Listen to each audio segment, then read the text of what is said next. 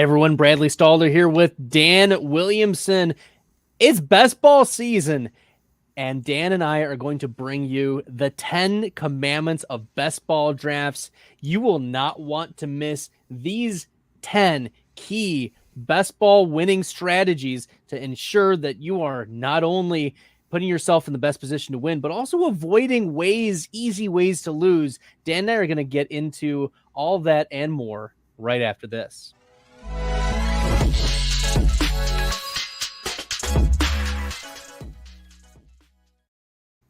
All right, Dan, we are in the throes of best ball season. I probably have 150 slow drafts going right now. It's gross because that's just how my life is. That's just how it works at this point in the off season. I've got things going on. You travel around the world doing God knows what. So, it's not easy to get in the fast drafts and to max enter those fast draft or max enter the tournaments with exclusively fast drafts. You have to do some slow drafts. But, Dan, how are you navigating the best ball streets right now? Yeah, so right now I'm just kind of ramping up again. I just got back from a wilderness canoe trip where I had absolutely no internet connectivity. So I had to I just let all my slow drafts kind of naturally wind up and then not start any new ones, which really sucks. Can I say just to, it's like you just like, oh, I just really want to start one, but I can't. So now I'm busily ramping them back up again, and I'm probably in a week gonna hate myself because I will, I've been without them too long, and so I'm gonna over enter. It's what I do.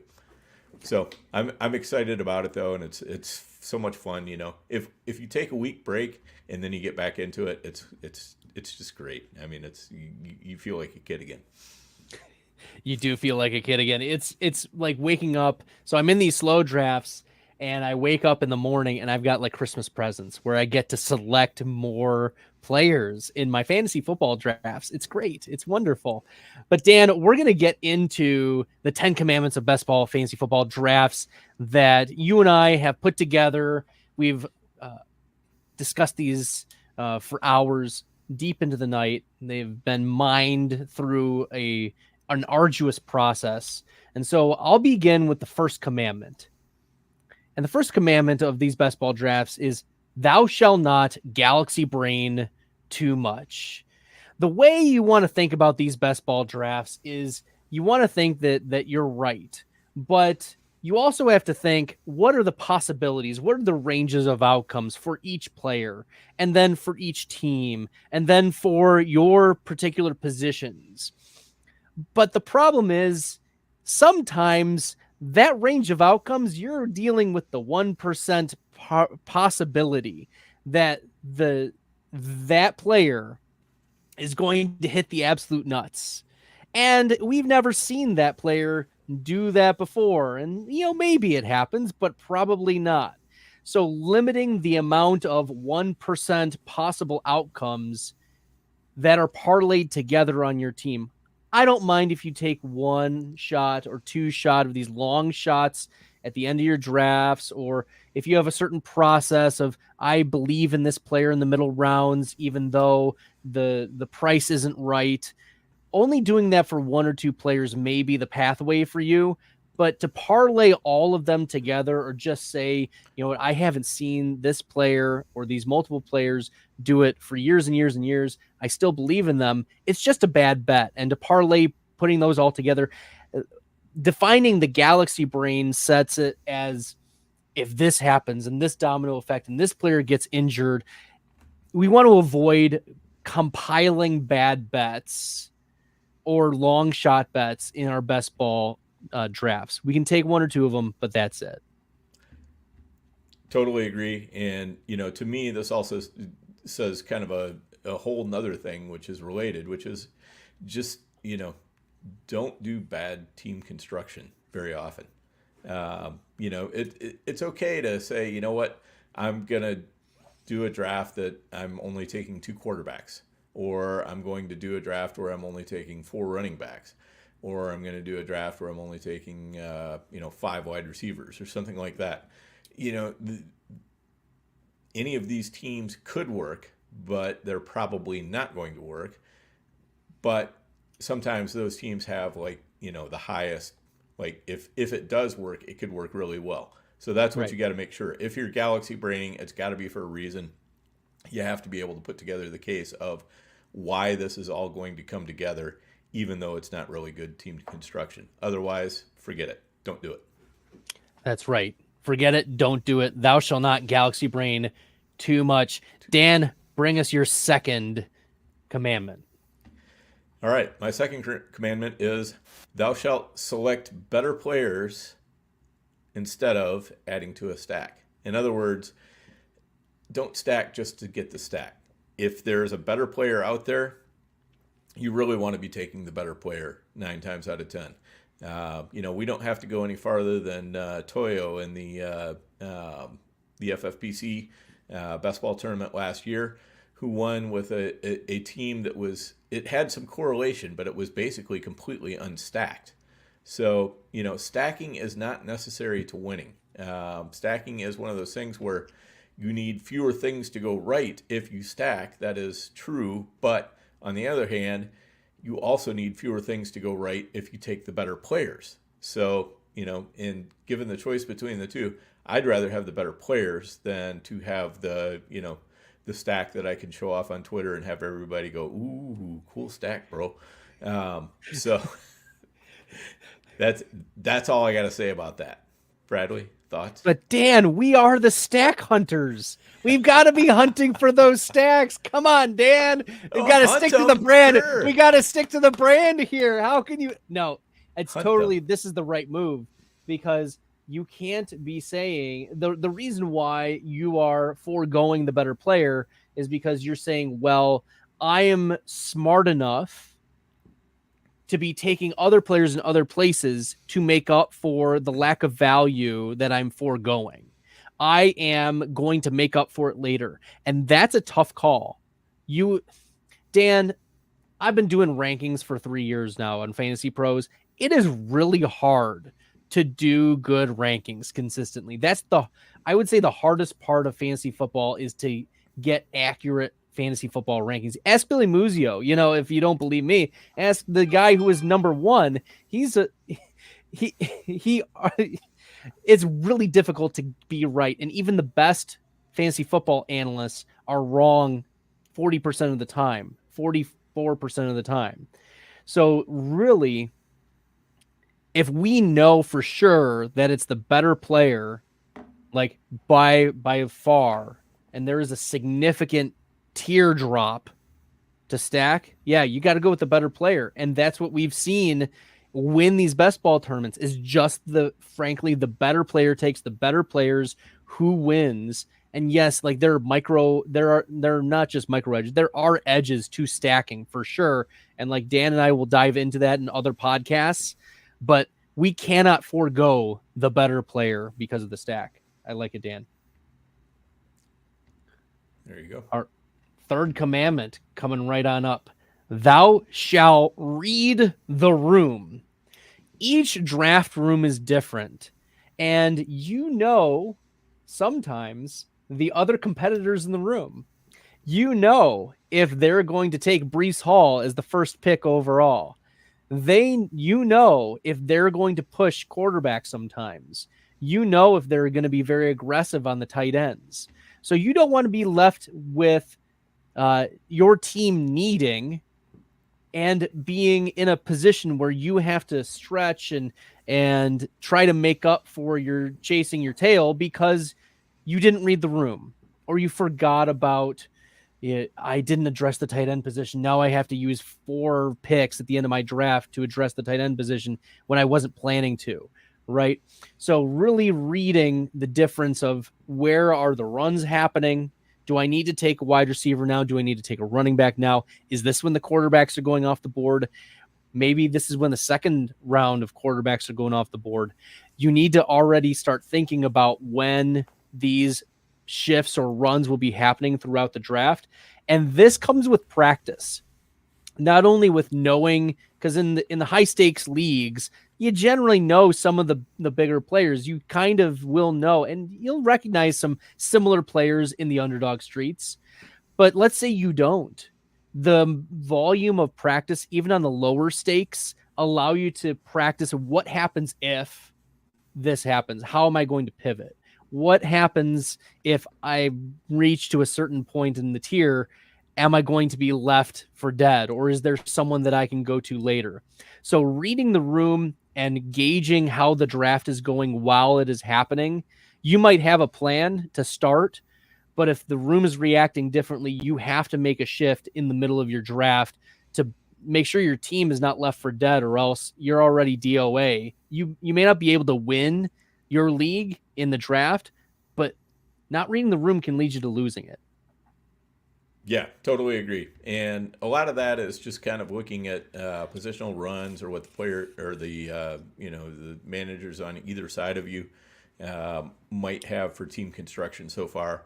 Like if for example you're 3 spots away from the end. You're sitting in the the 9 hole, and there's the 10, 11, 12, and each of you're in round 9, and each of you only has 2 running backs, and there's this one juicy wide receiver that you still really like, but there's only 2 running backs left before a good tier drop.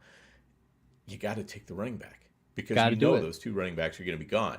The wide receiver might or might not be, but the thing is, by adding to your one strength, probably isn't going to do you as good as getting that running back who's above the tier drop. Another example, like say sometimes, there are some drafts where, the onesie positions might go quicker than normal, so maybe everybody's really hungry for quarterbacks, or everybody's really hungry for tight end.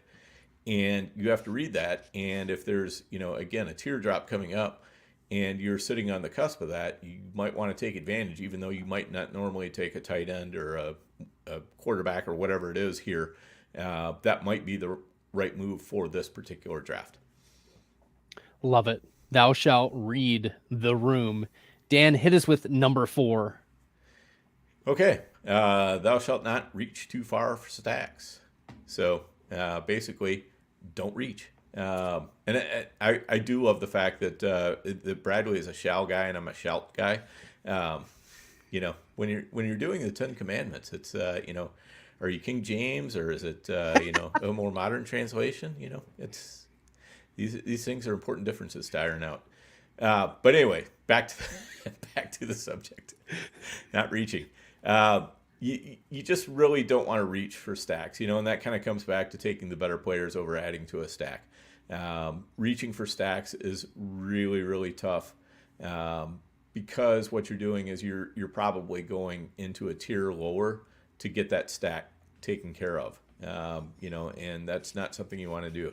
If you have players within a tier, and the tier is about to dry up, you need to stay within that tier rather than drop down to the next tier. So don't do too much reaching. There's plenty of, there's been plenty of studies and everything, that people have looked at this. And if you're reaching more than, 4, 5, 6 spots in ADP, you might be getting yourself in trouble. And if you make a habit of that regularly, you're probably the rake in this particular draft. So you definitely don't want to be doing that. Thoughts, Bradley? Yeah, a couple other pieces of data essentially that you want to think about. If you're reaching, what you're saying is that you are confident that this player is not only going to perform where they were being their ADP, their average draft position is, but also that they're going to be better than that. So it's a player take move, number one, that it's going to fit with your stack that you've already invested in. But the second part of it is you're competing in, especially these larger tournaments, you're competing against other people who may have gotten this player around later. So not only are you reaching 6 spots, but now you're competing against other people who have gotten him now an 18 spot difference, maybe a 2-round difference. And so you're at a significant disadvantage when it comes down to, okay, maybe you made it out of the first round. Maybe you were right for your one league, but when you make it to the playoffs, you're competing against other people who also drafted that player at a high rate, And now you have an ADP disadvantage because those players may have gotten that, fantasy managers may have drafted that player much later and now have other players who were valued earlier and probably better players who are also along for the ride. So you're putting yourself at a disadvantage against in large field tournaments. If you want to reach a little bit more in your sit and goes, in your confined tournaments, I'm not a very small, like, fine, I'm not going to like worry about it. But in these larger tournaments, you definitely want to eliminate reaching from your repertoire, because it does nothing but hurt you in limiting your expected value long term. Yep, totally. All right, cool. Before we get to Commandments 5 and beyond, a word from our sponsors.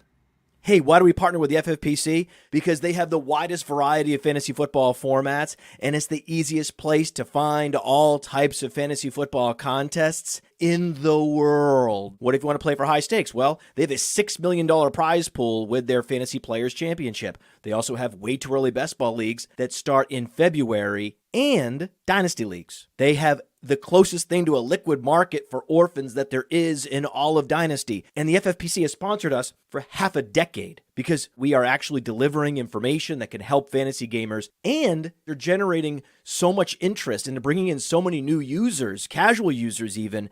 The FFPC creates a unique experience where you can both compete against the best and make money. Use promo code UNDERWORLD to get $25 off your first team. $25 off your first team at the FFPC with promo code UNDERWORLD. Go get it! That's right. Go get it. Definitely one of my favorite sites to draft on. So I'm all about the FFPC. We are here for that. Welcome back. Dan and I are going through our 10 commandments of best ball fantasy football drafts. We've gone through the first 4. Number 1, first commandment, thou shalt not galaxy brain too much. 2, thou shalt select better players instead of adding to a stack. Commandment 3, thou shalt read the room. Commandment 4, thou shalt not reach for a stack. And commandment number 5, thou shalt not forget settings, scoring, and playoff structure. So it's very important to remember if this is a full PPR best ball tournament, if this is half PPR, if this is super flex when you're drafting, because sometimes I've seen it in the super flex underdog streets where there have been some quarterbacks foregone for a long time. And if they're foregone in those super flex streets, they gone. There's not really a chance. It's a hard chance for winning with you're back in QB2s or QB3s in that setting. But also knowing that there's only 2 wide receivers starting in that format. So things like that. You're also considering, is this a season-long tournament? Is this a just cumulative 17 weeks? Is this playoff structure where weeks 15, 16, 17 are very important for improving your expected value? Is this a sit and go? Is this a contained league where you can take some more shots and have stronger player takes where you can reach a little bit more? Or is this a large field tournament where you don't want to be taking any of those? You want to stay within the bounds of making sure that you take your ADP values. You make sure that you're not reaching for the stacks, that you're taking better players, that you're not parlaying too many bad picks. So there's a lot of ways in which you can win or lose if you are considering the settings, the scoring, and playoff structure, Dan. Yes, absolutely. Like, whether you're talking about the Scott Fish Bowl or whether you're talking about, underdog best ball or FFPC best ball or an FFC best ball, there's so many different settings, scoring settings. This is the world's easiest thing to do, is just check those settings and check the playoff structure and make sure you understand the basics of the league before you start drafting players. But we all love to draft, so it's real easy to just sit there and say, oh, I know how to draft. I'm just going to start drafting. And then you find out, there's, the fantasy cares eliminators is a great example. People were drafting defenses even though defenses did nothing but score negative points in this particular year's fantasy cares eliminators. But they assumed, well, last year defenses were good, so this year they're going to be good. So again, you got to know those scoring settings, playoffs, all that. Very, very important. Easy to forget. Don't do it. Don't forget it. Yeah, don't want to forget all of that.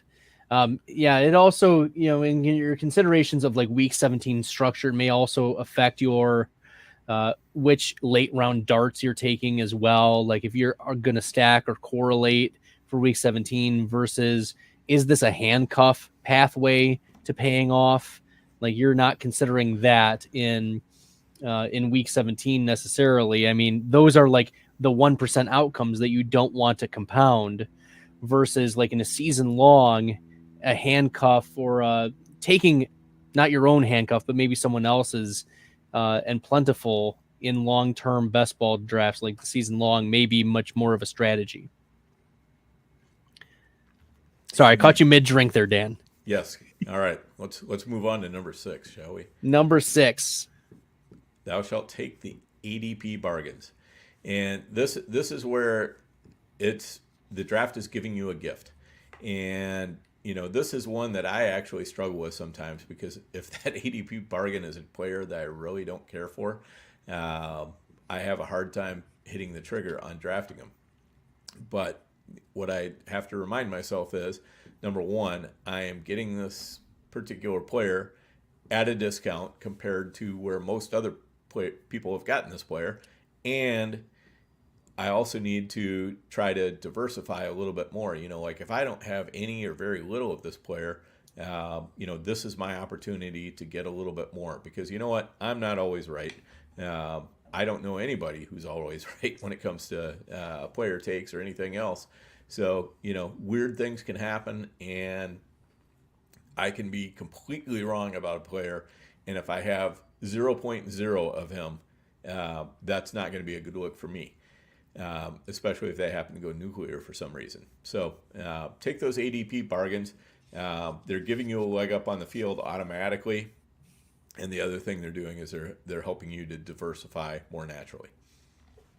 Yeah, and maybe we can define ADP bargains a little bit too, because one of the things that I've found is I was very much taking like a 2, 3, 4 spot ADP value over like a stack. And I think that that's a mistake though. Unless you have a very strong player take, the stack is the pivot where, an ADP value of, let's say in the first 3 rounds, like 8+ spots, 9, 8, 7, 8 spots is a major value. Once you get to round 4, 5, 6 beyond, like 12 spots, like a full round is not only it gives you a reason to be drafting this player because you are competing against maybe a 2, 3, 4% of teams that have this player at this type of value. So, for me, especially in the underdog streets, when I'm in the middle rounds, number like 12 spots is usually the number that I'm looking for. And then maybe I can talk myself into a little bit less, but I do want to make sure that it is not just like an ADP nugget, but an ADP bargain. Yep, totally makes sense. I think that's a great way to put it because, just a couple spots isn't really the bargain that you're looking for. You're looking for something that's a little bit more than that. And also be careful of, catching falling knives because sometimes you see a player who is in the midst of a plummet down the boards. And for those players, Kyron Williams. Right. For those players, I'm going to look for a little bit more of a discount than I would look for in any other player who's holding relatively stable or maybe even rising slightly. So, a player who's gradually losing ADP day by day or week by week or whatever, you need a bigger bargain to make that an actual bargain, because the thing is, people 2 weeks from now might be getting him at exactly where you're taking him now, and it's not any kind of a bargain. It's like that's just his new ADP. So be aware of where the ADP might settle and factor that in as well. Yeah, closing line value is important for those, those to be considered as well. I kind of, coughed at the Kyron Williams thing, but yeah, this guy started as a 1-2 turn player pre-draft and then has plummeted down. Right now his ADP is about 28 or 30. It depends on the site, but I was able to get Kyron Williams yesterday at 40th overall, middle of the 4th round. And, part of me is like, well, I have no Kyron Williams really until a mid 4th round value. And I think his closing line is going to be closer to 5th round, 5th round ish, maybe 6th. I told Matt Kelly that it would probably be 7th. My instant reaction back at the end of April was he's going to plummet to the 7th round. I don't know if he's going to necessarily fall that far, but once it starts getting closer to the values that you like and you think where the closing line value is going to end up, that's where, you can start clicking a player like that. But yeah, you definitely want to stay away from, as Dan called them, the falling knives, because you're not going to get the value that you think you are. Or like another player, to give 2 other examples of players that I'm watching right now, Dan, is Nick Chubb and TJ Hawkinson, because of their injury issues. And once we get clarity, their ADPs are probably going to drop significantly if we find out they're going to be missing 6 weeks or 8 weeks of the season, if they're going to be put on the physically unable perform list. So because there's this kind of hub of maybe they'll be available for week 1, possibly, that's where you want to be like, well, I'm going to hold off until we get more information, then let the market react, and then I can take those values. Yep, exactly. All right. Number 7, Dan, thou shall not overstack. Look, we're the stack hunters, but it doesn't mean we go bananas. We don't want every single Baltimore Raven, because yes, you may get one player from the maybe it's Nelson Aguilar who goes off in week 17. Maybe it is Devontae Walker. But you don't want Bateman, Walker, and Isaiah Likely and Nelson Aguilar all in the late rounds. The probability that all of them go off, virtually 0 for those types of players. So you don't want to overstack. You want to pick as you're going through your volume. If you think that it might be one or might be the other, then alternate between those players if you're not sure. But you do not want to fill the back end of your draft with a lot of tertiary or quaternary dart throws from the same team. Now, if you think maybe I'll have some correlation, maybe you want a Jared Wiley and a Calvin Austin near the end of your draft for Pittsburgh, Kansas City, sure, fine. But that's more of a correlation and not a stack. So you want to be considering, what is the probability that these late round players hit on the same team? Well, it's probably just going to be one of them. So take a stance with just one in one draft, and we'll see if it hits. But then you're also taking away the chance of other players on other teams hitting as well. If we know it's just going to be one, maybe at least give yourself a fighting chance on other teams. At least give yourself an opportunity in other game environments to try to target spike week candidates. So that's why, you want to be stacking or correlating, but you don't want to be overstacking because it kind of defeats the purpose. Yeah, that totally makes sense. And what you want to do is, you don't want to diversify within a team. You want to diversify between teams, basically. Yes. So if you're interested in several of the the lower ranking Baltimore wide receivers, you don't need to take 3 of them on one team. You can take one on each team and just kind of rotate around between them. And the other thing is, this is my only caveat to not overstacking, is the better the team offense is expected to be, you can get away with overstacking there a little bit more. But if you're Yes. talking about a team that's not going to, not expected to be good, like getting too many of the New England Patriots or perhaps Denver Broncos or whatever, for one particular best ball team is probably not going to be a good strategy, because the thing is, even if they hit at the right time at the end of the year, if you've been having to rely on them all year long and they haven't been a good offense, the odds are you didn't even make the cut to make those playoffs. So Right. you don't want to be doing that. So if you're talking about stacking 4 49ers or something like that, I can definitely see that.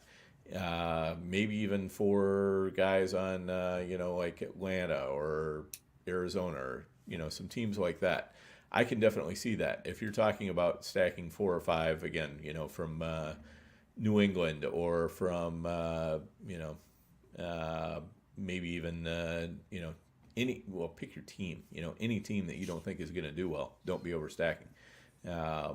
Like it might be possible to overstack Jets pretty easily, even though they might be a pretty good team. If you feel like the targets are going to be pretty concentrated amongst just a handful of players, then don't go far outside of that handful of players.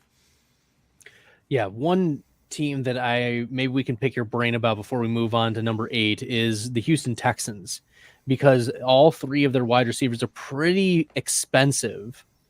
I'm thinking an overstack would be taking all 3 of them. I think the right stack here is to take an alternating group of 2 of them along with CJ Stroud, and then maybe, I don't know, a Noah Brown late if you want, or, it's Houston, Baltimore. So maybe taking a late Baltimore player. But, I think that's an example of also overstacking, drafting all 3 of the Houston wide receivers, because what it does is 2 of them are probably going to go off, but the other one is probably not going to go off if the other 2 went off, right? Right, exactly. And, to go back to commandment number 1 about the galaxy brain, this might be a spot where you say, you know what, I'm going to have one team where I have all 3 Houston wide receivers and CJ Stroud. You know what? If you want to do that with one team, fine. Go ahead. One team. One team. One team. I do have a team that's got like I've got McCaffrey, Ayuk, Debo, Kittle, and Brock Purdy. Yep. One. That's One it. team. One team. That's it. Had the chance to do it, did it, boom, done. Not going to do that again. Boom. All right, number 8. Let's give it the boom, Dan. Thou shalt covet those spike weeks. We love those spike weeks. The Bible tells you what not to do so much. This is one of those places where the best ball Bible tells you it's okay. Be greedy. Be greedy. Greed is good. This is what we want. You want those big spike weeks. So you want to be looking for players who can give you those spike weeks. And really that's a lot of what best ball is about. That's the difference between managed leagues. In managed leagues, we're a little bit scared of too much variance. In best ball leagues, we need to be embracing it constantly, because you know what, you get, if you get that player who gives you 5 weeks of 5 points, a 10-point week, a 20-point week, and a 30-point week, that's great. We like those kind of players. I mean, as long as you're not paying too high a price for them. It's not what you want out of your first round pick, but there's a certain point in the draft where those players start making a lot of sense, because you don't need them to hit every week. You have other players who can hit on those off weeks. And so you're just looking for those big spike weeks, because if your normal players who are drafted higher are all scoring well, and then you get this player who was drafted in the 11th round or 12th round or something like that, and they score all of a sudden, 25 points here and there, that's huge for your score. And especially if you make it into, the shootout weeks, if you can get weeks like that out of those guys, that's what you're looking for. So especially as you start getting later in the draft, unless there's some reason why you think you need to put a floor under a particular position because you're just too risky at it, you don't want to look for players who are going to give you a great floor but almost no ceiling. David Montgomery is my poster child for this. The guy's got absolutely He's got a great floor. He's probably going to get you, 8, 10, 12 points every week. But the thing is, he'll almost never get you over 15 points. So, that's just not what you're looking for in a draft pick that's as high as what you're going to have to spend on David Montgomery. Covet the spike weeks. Get after it. I analyze the ceilings for each of the players, understand what their contingency upside is as well. If everything breaks right, what could a top 15% outcome look like? Covet the spike weeks. Go after the big plays. All right, Dan. Number 9. Thou shall not nuke a draft. Don't be a jerk in your best ball drafts. If you get sniped, don't pick the players that have ADP 216 in round 5 and 6 and 7 and 8. Don't be a sore loser, because you're going to get the draft thrown out, and then you're going to get a lot of resentment, Twitter hate. It's just not good manners. It's just improper ways to play, and it ruins the fun. It ruins it for everyone. Don't nuke drafts. We've seen that happen a couple times in the Twitter streets. We've seen it happen. I'm sure, Dan, you may have seen it in real life from time to time, where the tantrum is thrown, or like a couple picks are made they were made intentionally. Someone didn't just leave it on auto draft for their queue. And don't nuke a draft. Pay attention, but also don't, like, it's okay if you didn't get the player you wanted to draft and someone else did. Like, we're all big boys and girls. Like, we'll get it. We'll move on. You'll find another way to try to win. Yeah, I hear about players out there who, they've got this particular stack or they've got this particular build that they're really, really happy with, and all of a sudden they're in another draft and they see somebody, repeating that stack or that build or whatever, and so they try to, do everything they can to get the draft thrown out. Yeah, that's a bullshit move.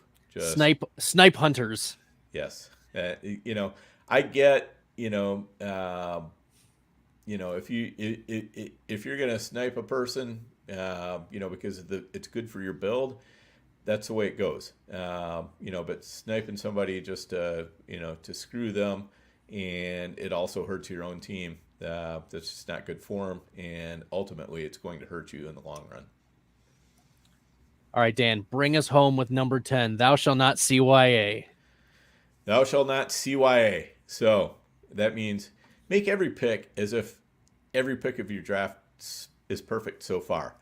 Don't, if you're betting on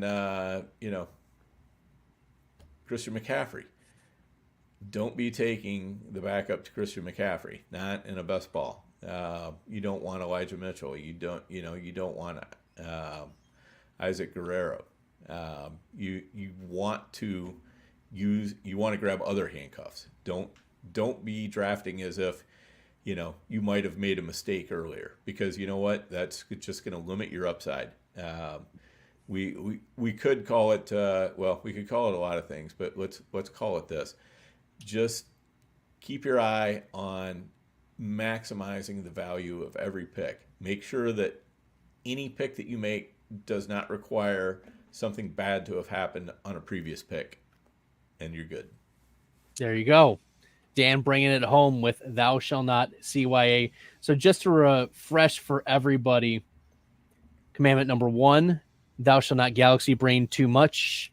Commandment 2, thou shall select better players instead of adding to a stack. Commandment 3, thou shall read the room. Commandment 4, thou shall not reach. Commandment number 5, thou shall not forget settings, scoring, and playoff structure.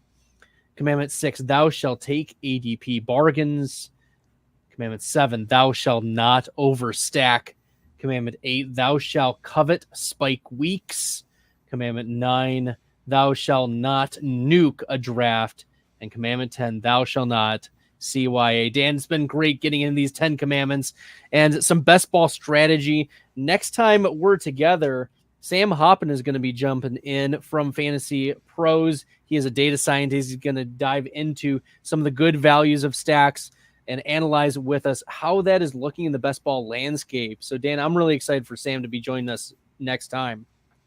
Yes, I am too. That's going to be a fantastic show. So make sure you circulate calendars next Thursday night, it's where it's at. You want to be at Stack Hunters. Until next time, on behalf of Dan, I'm Bradley. Make sure you're smashing the subscribe button on the Player Profiler channel. Good luck in the best ball streets, everybody. Hey, I want to thank you for being part of this broadcast. If you have any thoughts on it, leave a comment. If you enjoyed it, make sure you leave a like. And if you want to see more shows on the Player Profiler channel, subscribe to it. That's how we know you want more.